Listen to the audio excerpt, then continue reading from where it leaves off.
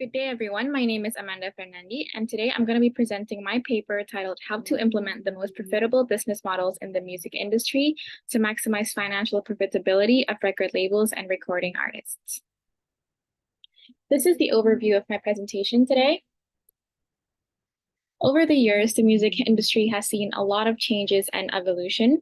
They've seen a disruption caused by the development of digital technologies that has altered how music is produced, distributed, and consumed. The music industry used to be dominated by major record labels selling physical music formats, but digitization have shifted the power dynamics that gives listeners like us more control and making way for new business models to enter the industry, such as the DIY or do-it-yourself model, where musicians can run their own label and manage their musical careers. The financial relationship between musician and record label is actually a very important aspect in the music industry. Musicians frequently go to the label to guide them through the complex music industry, secure deals, and also negotiate contracts. In exchange for their services, labels usually receive a percentage of the musician's revenue.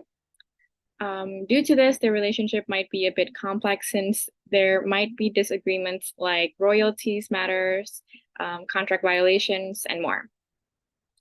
The music industry is actually a highly profitable industry with $16.9 billion in streaming revenues in 2022. Even so, the wealth distribution remains uneven, favoring the record labels and management companies over musicians themselves. Which is why we move on to the problem statement. The music industry, while it is very much profitable, is grappling with significant changes due to evolving consumer behaviors and technology advancements. The rise of digital music and streaming services has disrupted traditional revenue models and led to concerns about profitability and fair revenue distribution among the stakeholders. The financial relationship between musicians and their management companies or record labels is now currently under scrutiny, with accusations of exploitation and lack of transparency. These concerns have led to calls for more accountability and transparency within the industry, which is why this research is to find strategies to enhance revenue distribution and raise industry transparency, and also to find the most suitable and profitable business model in the current music industry.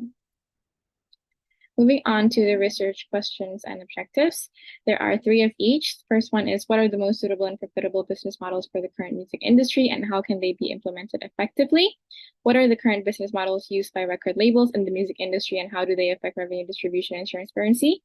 And how does the financial relationship between musicians and the record label affect both of their earning potential and trajectory? And the objectives are respective of the questions. There are also limitations, which are perspective bias, sample size and diversity, dependence on theory, technical issues, time zone differences, and limited time frame. Next, for the literature review, there are 4 topics in the literature review. The first one is the music industry itself, which is the marketplace to sell any form of recorded music, and stakeholders, which includes the creators, labels, publishers, distributors, and more, and the record label that offers services to artists in exchange for a share of the revenue that the artists make, and the independent artists that produce and distribute music, not attached or connected to major record labels. How are they correlated? The music industry is the main big theme of this project, where it includes the stakeholders. The stakeholders include a record label and independent artists that has different goals and ways of earning their revenues, which relates to the business models that they apply, leading to the financial profitability that they get. Next, this is my steps of research. I start by deciding my approach, which is qualitative because it's more of an exploratory research. And there are data collection, which is online observation and also interview. And there's also the analysis, which I just gather and comparison of the data. Now, on to the findings. There are 4 main business models in the music industry. First one is the traditional business model, where, and here the record label is the most profitable. They would sign musicians and arrangements for their share of the revenue, never go below 80%.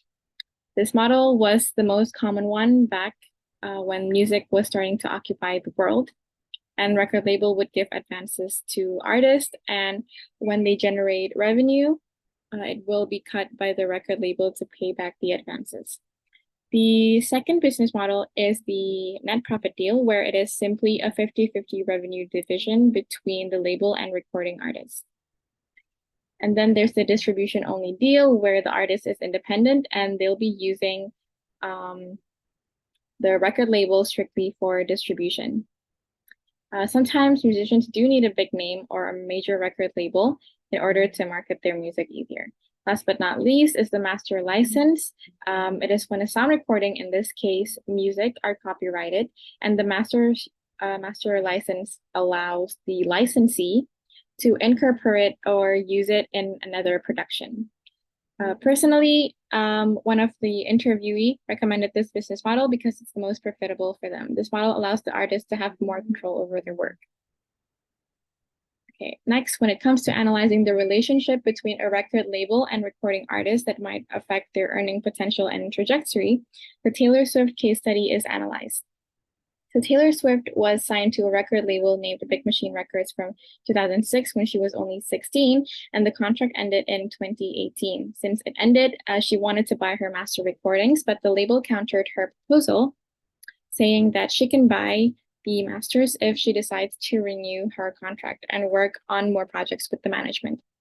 It needs to be considered that Swift's catalog holds around 80% of Big Machine Records' revenue, and it's also said that Big Machine Records still owes her money, around $7.9 million of unpaid royalties. There were a lot of disagreements that came into light and was spread all over the internet, and so in the end, Swift decided to re-record her albums in an attempt to own her masters. For the conclusion, first one, the traditional business model is no longer working effectively in the current industry. Independent artists have the upper hand in the industry with what they are capable of and what they can now access. Second, independent artists might suggest a distribution-only deal with the label. The master license business model is also another business model that is suitable and profitable for the current music industry. All things considered, if there is a mutual understanding and agreement for revenue distribution, both models may be advantageous for each party. Also, the career of an artist might suffer from broken contracts and transparency problems, which is why when negotiating contracts, artists must have a solid defense, legal counsel, and a management team on their side. For recommendations, artists are recommended to explore going independent first instead of signing with a record label from the start. For record labels, it's important to put an emphasis on transparency when signing artists. It is also recommended to be more open on more business models.